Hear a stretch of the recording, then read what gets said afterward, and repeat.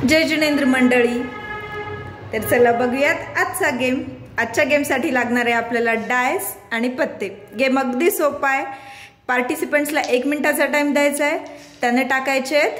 Time start झाल्यावर डायस, दोन्ही डायस आता याच्यावर पडले 3+2 म्हणजे 5।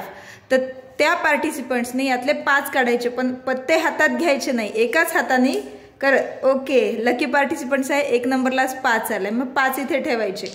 सेकंड 6+4 म्हणजे 10। तर आता त्याने यातले 10 काढायचे। तर कसे काढायचे? दुसरा हात लावायचा नाहीये, एकाच हाताने पूर्ण पत्ते असे काढून घ्यायचे। एका वेळेला एकच पत्ता आले 10 ठेवायचे या 5 वर।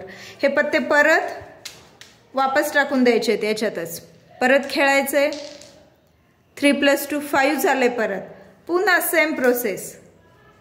एका वेळेला एकच पत्ता काढायचा आहे। लगेच सेकंड नंबरला 5 आलाय, इथे ठेवलाय 5, परत हा पत्ता लगेच ठेवून द्यायचा आहे। 6+1 7 आले। अरे वा, पार्टिसिपंट्स खूपच लकी दिसतोय, लगेच वर पत्ते येत आहेत त्याचे। 6+1 7 आले। आता बघा काय झालंय, एका मिनिटामध्ये या पार्टिसिपंट्सचे लगेच 5 पडले होते। 5+5 10। मग आता काय करायचंय आपण?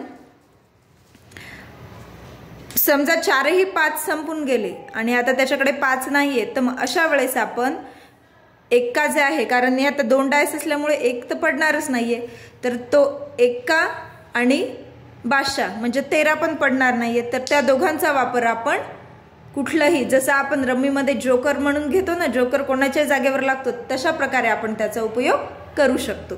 पण कधी? जेव्हा तुमचे 4ही पत्ते संपतील तेव्हाच, अन्यथा नाही। 1 मिनिट झाल्यानंतर काउंट करायचे त्याचे पत्ते।